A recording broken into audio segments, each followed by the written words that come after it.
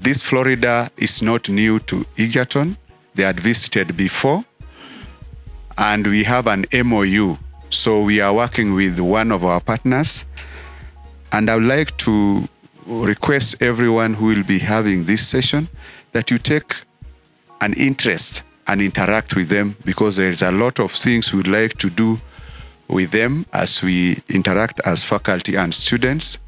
And that's things to do with the exchange. One time you visit, and they have also visited. We are a consortia of 5 different universities, what we call the 1890 universities in the US. You have 19 total 1890 land grant universities. Now, the land grant university system, they conduct research, do teaching and extension. You have to be able to go out and reach out to the community that you serve. And I think that is the same thing that Egerton University is doing.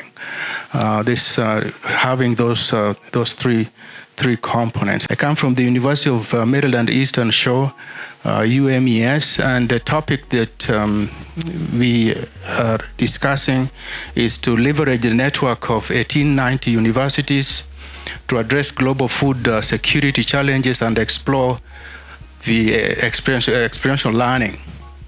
So we want to create opportunities for students to have this experiential learning between these universities. The challenges that we have right now with these multiple things affecting us here, even if it is not a localized problem, like what we have with the fall armyworm, with the striker weeds, those kinds of situations that we deal with with the maize and other crops. So they do affect the food security, and so I wanted to look at the broader issue between the developed and developing countries. What is overnutrition and undernutrition, and food safety versus food security?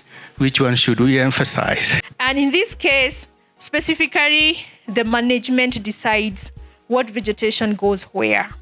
Just like we decide what feeds are we going to give our animals, or what crops are we going to grow where. And so because of that decision, it has consequences also on carbon dynamics and greenhouse gases production.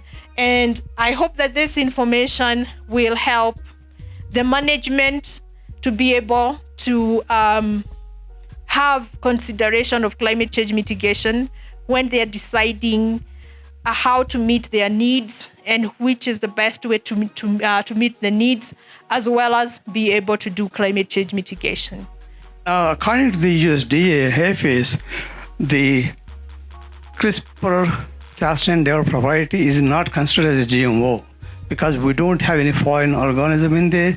Typically what you do, you identify the gene, you silence the gene using appropriate effectors.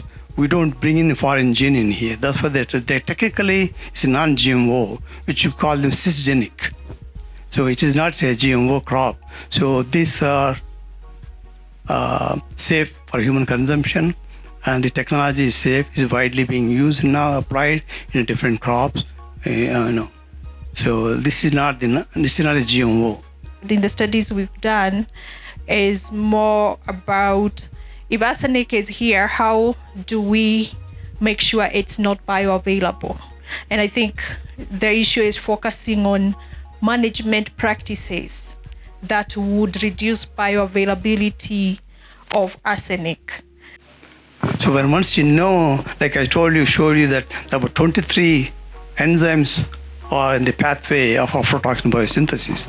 So that's how they identified a specific gene, key gene that would stop the further downflow of the aflatoxin biosynthetic pathway. If you suppress that expression of the gene, then the whole pathway gets stopped. Like downstream, you'll be stopping the downstream, and then you don't have any more aflatoxin production.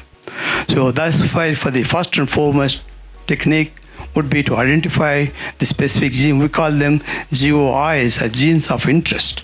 So first would be to find out what are the gene, which gene is the one of interest, and then once you know the identity of the gene, you confirm it using what you call the model system, like a tomato or Arabidopsis.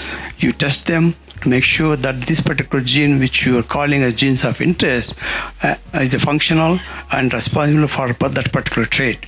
Well, once you validate them, then you use the suppress its expression or upregulate its expression, whatever the case may be, and then once you validate the gene, then you transfer the gene into the target crop, and that's how you have the CRISPR-Cas generated variety or a new genotype. Consequences of this on methane production. When you look at the cypress site that is dominantly high thermostable carbon, we have almost 3 times lower methane production compared to Spikerush and Water Lily site.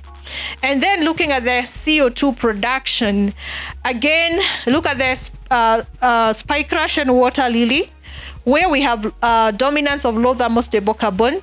We have almost 3 times more CO2 being produced compared to the cypress. And finally, looking at the sediment and how much carbon, on average, how much carbon is being stored in there, we have relatively higher carbon stored in the cypress soils compared to Spikerush and Water Lily. And this really tells us that the vegetation types matters on how our carbon will, how carbon dynamics will be influenced and how methane or CO2 gases will be produced. It's so hard to do processing at the farm level unless your processing or what you're producing is cheese. What is cheese?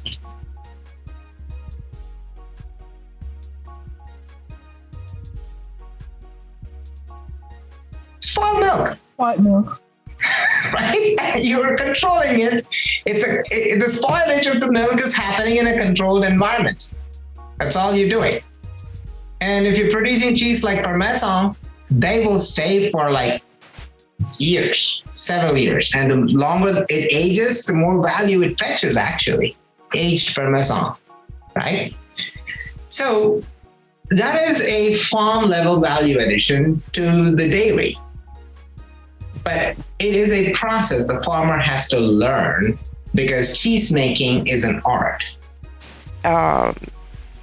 We would certainly love to share this across our system and get our partners, particularly I'm talking about East Africa cluster now.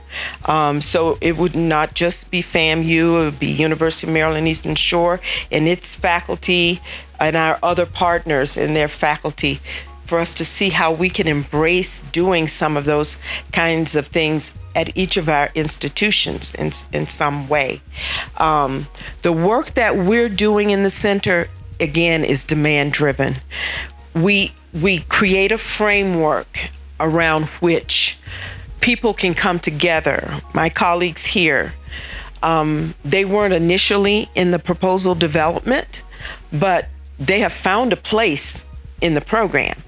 So we try to create frameworks that can accommodate the broadest collaborations, especially interdisciplinary, because no problem is going to be solved by one discipline. I don't care how great you are. It's going to take a team. And so we try to promote that and the collaboration across teams, across disciplines. So everyone who spoke today and asked for either follow-up or further information, please communicate with us so we can capture that, because that's part of the benefit of us being here, is to seek out those new requests, those new ideas, so that we can continue to try to innovate and provide as much responsiveness as we can to your needs and interests.